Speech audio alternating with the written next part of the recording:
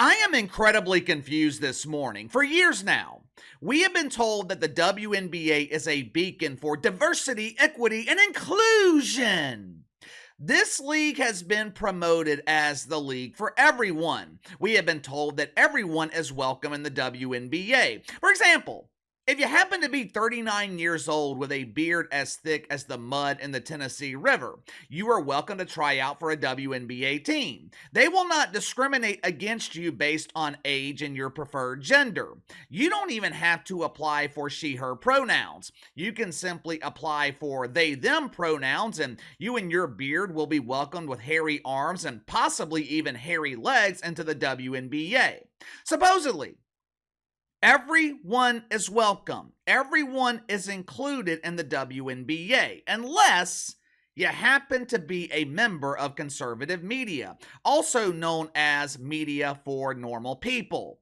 With a long history of going completely unnoticed and the most high-profile draft in league history taking place last night, you would think that the WNBA would welcome anyone from the media interested in covering their draft. Hell, for the past 30 years, the WNBA, they couldn't give away media credentials. My inside sources tell me their sales department was cold calling, begging anyone in the media to take these free credentials. Typically, when you look at the media section during the WNBA draft, it looks similar to the bleachers in the high school gyms that the WNBA plays their games in. Empty. Obviously, there was more interest in the draft this year, with Caitlin Collins and Angel Reese being the headliners. But with decades of irrelevancy, you would think the WNBA would welcome all media, especially conservative media who are interested in covering the draft. And let me explain why I'm saying that. For years now, the WNBA has been heavily covered by the woke media. The Washington Post, the New York Times, USA Today, ESPN. They have been begging you to give the WNBA a chance. We are the proud home of the WNBA, unless, of course, we had the chance to broadcast the Little League World Series, or the Wiener Consumption Competition on July 4th, or pickleball, outdoor ice hockey in the middle of July. Here at ESPN, we are the proud home of the WNBA until we had the opportunity to broadcast damn near anything else. The mainstream media has been pushing the WNBA for years now. How has that been working out? Well, KC, ratings for the WNBA have improved. Last year, the WNBA finals averaged 728,000 viewers. Yeah, who won the WNBA finals last year? Name one player who played in the WNBA finals last year. The only thing I remember from the WNBA finals last year was the sponsor, Just for Men. In terms of audience demographics, though, the WNBA, they severely lack in one key demo: conservative viewers, middle-class America. Go ask Adam Silver in the NBA how things have worked out since they alienated the conservative demo of their audience. Right now, the WNBA has an opportunity to appeal to that demo with the star power of Caitlin Clark. But before Katie Rue Clark even steps on the court, the WNBA has already decided to alienate conservative media. Before the WNBA draft last night, Clay Travis, he announced on Twitter that Outkick was not allowed to attend the WNBA draft. According to Clay Travis, the WNBA denied Outkick's media credentials because one of their reporters had the audacity to ask Dawn Staley if she supported biological men competing in women's college basketball. Now, you're probably thinking to yourself, what the hell does Dawn Staley have to do with the WNBA? Dawn Staley coaches professional women's basketball. The WNBA is pretend basketball. It's two different things. Yeah, that's true. Dawn Staley coaches at the professional level. Even though Dawn Staley played in the WNBA, she is more known for coaching women's professional basketball at South Carolina. Now, to be honest with you, I think the WNBA was afraid to be put on the spot. I think the WNBA was afraid to be put in the same position as Dawn Staley.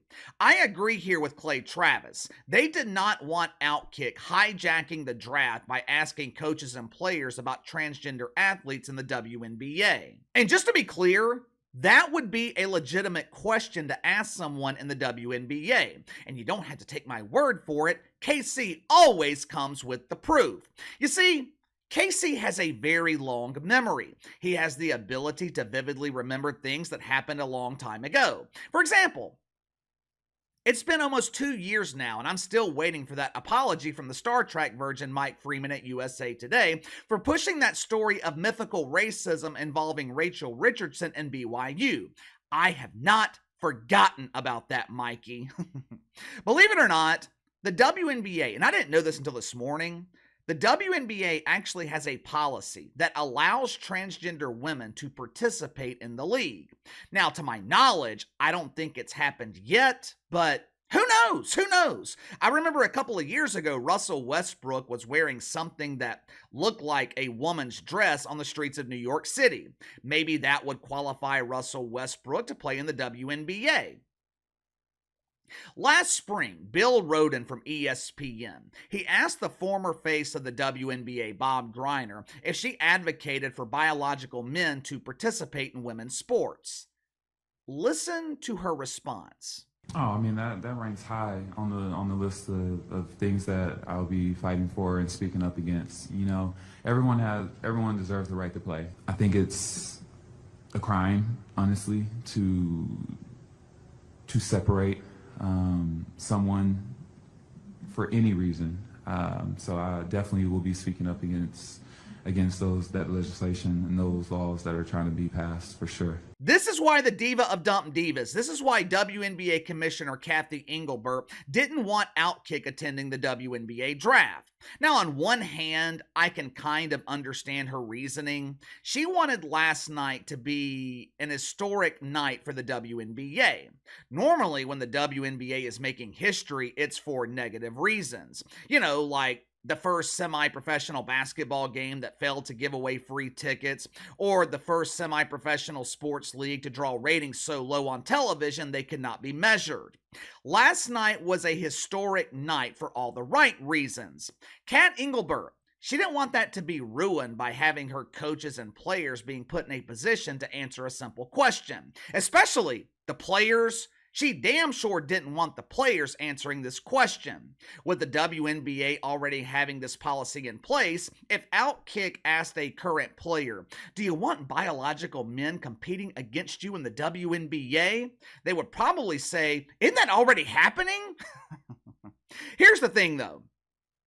Here's where I don't understand this decision from Kat Engelbert. Number one, the WNBA really doesn't have any leverage here. You are not in a position where you can pick and choose what type of media is covering your league. Even though you've been receiving increased attention from the woke media, it's all virtue signaling. It's not real. Most mainstream media outlets, they don't have beat reporters covering the WNBA. ESPN has a beat reporter, maybe even two, responsible for covering every team in the NBA. Every team in the league has at least one reporter from ESPN.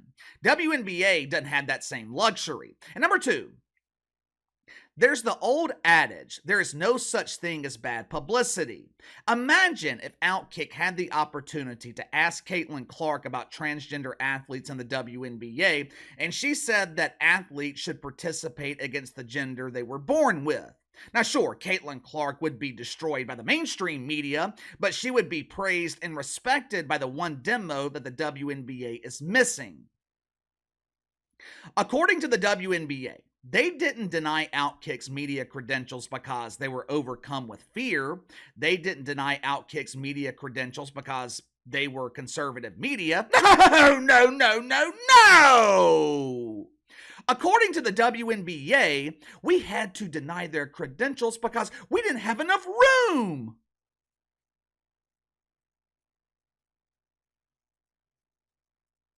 What? Excuse me? You didn't have enough room? In a facility that seats over 3,000 people, you mean to tell me you didn't have enough room for one more?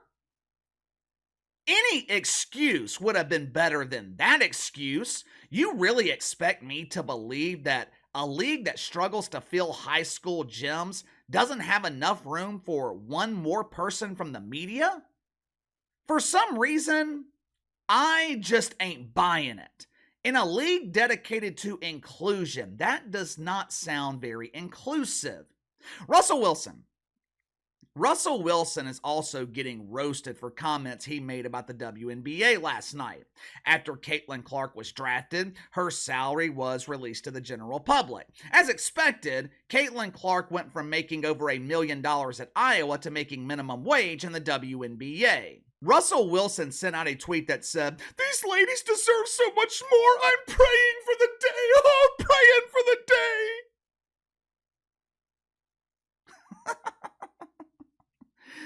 I know Russell Wilson is a good Christian man, but I think he's a little bit confused here. Number one, most of these ladies in the WNBA, I don't think they are praying to the same God as Russell Wilson. Number two, there's that word again, deserve. The word rooted in entitlement, which is one of the main problems in the WNBA. Since Russell Wilson wants to talk about what WNBA players deserve to be paid, let's go ahead and talk about it. Unless something drastically changed over the last 2 years, the WNBA has never turned a profit. On average, the league loses over $10 million a year. So, if Russell Wilson wants WNBA players to be paid what they deserve, the league would be sending them an invoice every 2 weeks. They should be paying the league for the right to play basketball. You know, like I said, I didn't know until this morning that the WNBA actually had a policy that allowed transgender athletes to participate. Let me go ahead and give you a spoiler. If that ever happens, this league will cease to exist. If you're a dude and you're an elite basketball player, but you're not good enough for the NBA, there's already other places for you to play. You can play professionally in Europe. There are leagues in Israel, although I wouldn't recommend that option at the moment. You can develop your skills in the G League, hoping that an NBA team will notice you and call you up. The point is, if you want to play basketball professionally, there are plenty of options available. You don't have to take opportunities from women who have no other option. I can tell you with 100% certainty, there will never be a biological woman who will qualify to make the NBA. It will never happen. If Cathy Engelbert is truly an advocate for women, then she needs to step up and protect women. But give me your thoughts on this. Outkick denied media credentials to cover the WNBA draft. Is the WNBA in the position to be denying media from covering their league? Do you think we could see a transgender player in the WNBA anytime soon? If so, would the league be able to survive that? Let me know. Sound off in the comments below. Like, subscribe, share the video. Appreciate your support. Best way to contact me is by email at btlkc84@gmail.com, KC_BTL84 on Twitter. I'll see you guys later.